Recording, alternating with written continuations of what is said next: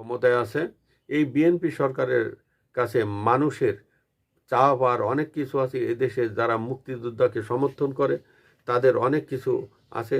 আওয়ামী লীগের অনেকে বিএনপিকে সমর্থন করে না, কিন্তু মুক্তিযুদ্ধের ধারাবাহিকতা বজায় রাখার জন্য, মুক্তিযুদ্ধের এই চেতনাকে বাস্তবায়ন করার জন্য আওয়ামী লীগের অনেকে বিএনপিকে ভোট দিয়েছে এই গত 12ই ফেব্রুয়ারি।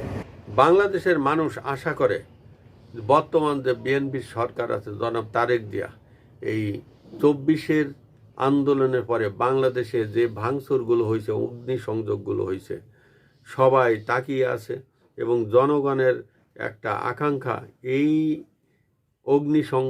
সংযোগ এবং ভাঙচুরের বিচার বাংলাদেশের মানুষ চায়। এবং সেইটা আমার মনে হয় বিএনপি সরকারের উচিত একটা আন্তরিকতার সাথে এই বিচারটা করা এবং বিচারের জন্য প্রক্রিয়া সম্পাদন করা। কারণ এই ভাঙচুর এবং অগ্নিসংযোগের বিচার যদি না হয়, ভবিষ্যতে এই মব এবং ভাঙচুর, অগ্নিসংযোগ এগুলো ভবিষ্যতে আবার যে কোনো একটা ওসিলায় আবার হবে, দ্বিতীয়বার আবার হবে।